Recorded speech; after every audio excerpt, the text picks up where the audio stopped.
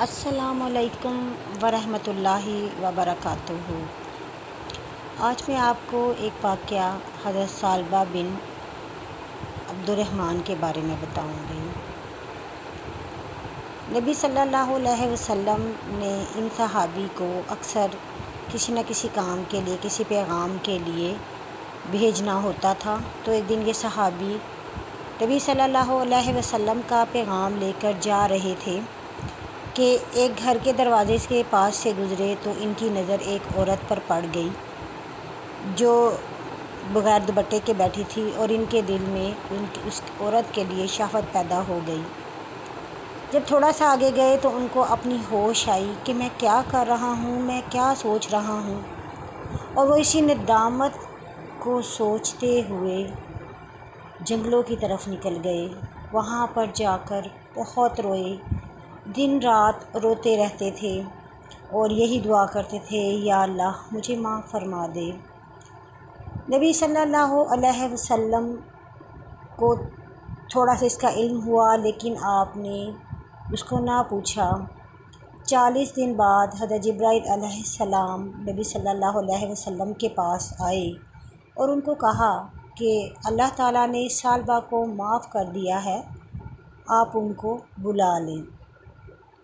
حضرت عمر، کچھ روایات میں حضرت علی اور حضرت سلمان فارسی کو ان کے پیچھے بلانے کے لیے بھیجا۔ وہ جنگلوں میں حضرت ثعلبہ کو ڈھونڈنے لگے۔ وہاں پر جو چرواہے تھے ان سے پوچھا تو اس نے کہا، ہاں ثعلبہ کو تو ہم نہیں جانتے، لیکن ایک آدمی ہے جو ہر وقت شدید روتا رہتا ہے، تو وہ فلاں جگہ پر موجود ہوگا۔ جب آپ وہاں پہنچے تو آپ نے کہا کہ نبی صلی اللہ علیہ وسلم نے تمہیں بلایا ہے۔ تو وہ کہنے لگے کہ میں تو اس قابل ہی نہیں کہ میں اپنے نبی کے سامنے حاضر ہوں۔ میں نے ان کی بات میں خیانت کی، انہوں نے مجھے جو حکم دیا میں نے اس کام کو پورا نہیں کیا، تو میں تو اس وقت جاؤں گا جب نبی صلی اللہ علیہ وسلم نماز پڑھا رہے ہوں گے، کیونکہ میں ان کا سامنا نہیں کر سکتا۔ وہ مغرب کی نماز کے وقت نبی صلی اللہ علیہ وسلم کے سامنے حاضر ہوئے، تو نبی صلی اللہ علیہ وسلم جب جماعت کرا رہے تھے تو انہوں نے پڑھا، جس آیت کا ترجمہ تھا کہ اے انسان، تجھے کس چیز نے اپنے رب سے دھوکے میں ڈال رکھا۔ اس پر حضرت ثعلبہ گرے اور بے ہوش ہو گئے۔ ان کو ان کے گھر لے جایا گیا۔ نبی صلی اللہ علیہ وسلم نماز پڑھانے کے بعد ان کے گھر تشریف لے گئے اور ان کے سر کو اپنی گود میں رکھا۔ تو جب حضرت ثعلبہ کو ہوش آیا تو انہوں نے اپنا سر پیچھے چھٹکا اور کہا کہ میں آپ کی گود کے قابل نہیں۔ نبی صلی اللہ علیہ وسلم نے کہا کہ تمہیں اللہ نے معاف کر دیا ہے۔ حضرت ثعلبہ نے کہا، کیا آپ نے مجھے معاف کر دیا؟ تو نبی صلی اللہ علیہ وسلم نے کہا، ہاں میں نے بھی معاف کیا اور میں تم سے خوش ہوں۔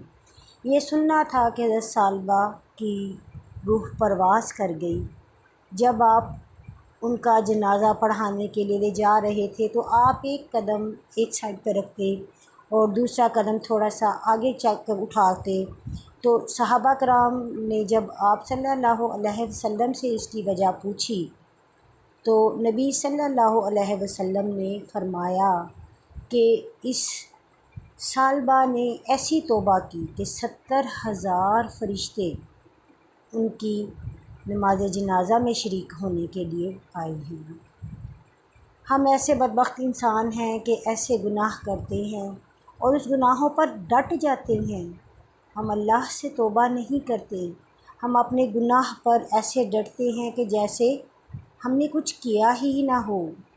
اللہ ہم پر رحم فرما، اے میرے پاک پروردگار، ہمیں پاک، سچا اور ایک پکا مسلمان بنا دے۔ ہم سے جو خطائیں، جو گناہ ہوئے ان کو معاف فرما دے اور اپنی راہ میں قبول فرما، اور اسلام والی زندگی اور ایک پکے سچے عاشق مسلمان جیسی موت عطا فرما، اور آخرت میں نبی صلی اللہ علیہ وسلم کی شفاعت نصیب فرما، آمین۔